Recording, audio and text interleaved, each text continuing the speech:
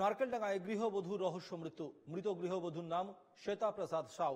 আত্মহত্যায় প্ররোচনা দেওয়ার অভিযোগ শ্বশুরবাড়ির বিরুদ্ধে। স্বামী ও শাশুড়ির বিরুদ্ধে মানসিক অত্যাচারের অভিযোগ। বুধবার স্বামী স্ত্রীর মধ্যে অশান্তি হয়, পরে দরজা ভেঙে গৃহবধূর ঝুলন্ত দেহ উদ্ধার হয়।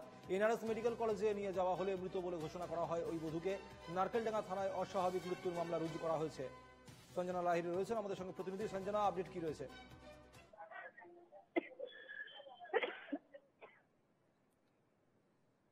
সঞ্জনা, শোনা যাচ্ছে?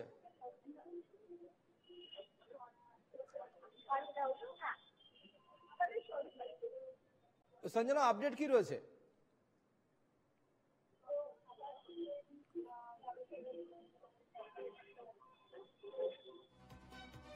যোগাযোগ বিচ্ছিন্ন হয়েছে সঞ্জনার সাথে। নারকেলডাঙ্গায় গৃহবধূর অস্বাভাবিক মৃত্যু হয়েছে বলে জানা যাচ্ছে। সেখানে এক গৃহবধূকে দরজা খুলে তার ঝুলন্ত দেহ উদ্ধার হয়। শ্বশুরবাড়ির লোকজনের তরফ থেকে তাকে আত্মহত্যায় প্ররোচনা দেওয়ার অভিযোগ উঠেছে। আপডেট জেনে নেব, আমাদের সঙ্গে এই মুহূর্তে যুক্ত হচ্ছেন আমাদের প্রতিনিধি সঞ্জনা লাহিড়ী। নারকেলডাঙ্গা থানায় এই বিষয়ে ইতিমধ্যেই অস্বাভাবিক রহস্য মৃত্যুর মামলা রুজু করা হয়েছে, কিন্তু আপডেট কি রয়েছে, কি বলা হচ্ছে শ্বশুরবাড়ির লোকজনের তরফ থেকে বা বাপের বাড়ির লোকজনের তরফ থেকে কি বলা হচ্ছে? যে নারকেলডাঙ্গা থানা এলাকাতেই মূলত যেটা দেখা যাচ্ছে যে শ্বেতা প্রসাদ সাউ আর পরিবারের লোকজন যেটা দাবি করছে যে আত্মহত্যা প্ররোচনা দেওয়া হয়েছে তাদের মেয়েকে, এবং একদিন দুদিন না দীর্ঘদিন ধরেই কিন্তু মূলত এই অত্যাচার চালানো হচ্ছে তার ইনলজ ফ্যামিলি থেকে, এমনটা কিন্তু অভিযোগ। যদি অভিযোগের ভিত্তিতে এখনো অব্দি থানায় কিন্তু কোনো মামলা রুজু হয়নি, তবে নারকেলডাঙ্গা থানায় একটি অস্বাভাবিক মৃত্যু মামলা রুজু করা হয়েছে এবং ইতিমধ্যেই মৃতার আত্মীয় পরিবার তারা কিন্তু এনআরএস হাসপাতালে রয়েছেন।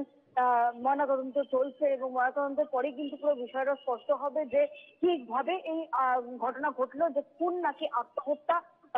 যেমনটা তার পরিবারের অভিযোগ যে তাকে মানসিক অত্যাচার করা হতো দীর্ঘদিন ধরে, এবং গতকালও তাদের মধ্যে একটা কলহ বিবাদ তৈরি হয় সেটার এবং তার স্বামীর মধ্যে, এবং তারপরে কিন্তু দেখা যায় যে এই কলহের পরে সে অন্যত্র গিয়ে দরজা বন্ধ করে দেয় পাশের রুমে গিয়ে, এবং সেখানেই কিন্তু সে তাকে ঝুলন্ত অবস্থায় উদ্ধার করা হয় এবং তখনই তাকে এনআরএস মেডিকেল কলেজে নিয়ে গেলে মৃত বলে ঘোষণা করে। পুরো বিষয়টা নিয়ে কিন্তু রীতিমতো চাঞ্চল্য ছড়িয়েছে ওই এলাকায় এবং তার পরিবারও কিন্তু রীতিমতো উত্তেজনা সৃষ্টি করেছে এবং বারংবার কিন্তু তার শ্বশুরবাড়ির বিরুদ্ধে অভিযোগও করা হয়েছে। সুতরাং পুরো বিষয়টাই কিন্তু পুলিশের তরফ থেকে খতিয়ে দেখা হচ্ছে এবং অভিযোগের ভিত্তিতে যদি ময়নাতদন্তে কোনো রকম কোনো কিছু পাওয়া যায় তাহলে অস্বাভাবিক মৃত্যু মামলাকে কিন্তু আত্মহত্যা প্ররোচনা দেওয়ার ঘটনাতে বা সেই মামলায় কিন্তু রুজু করা হবে।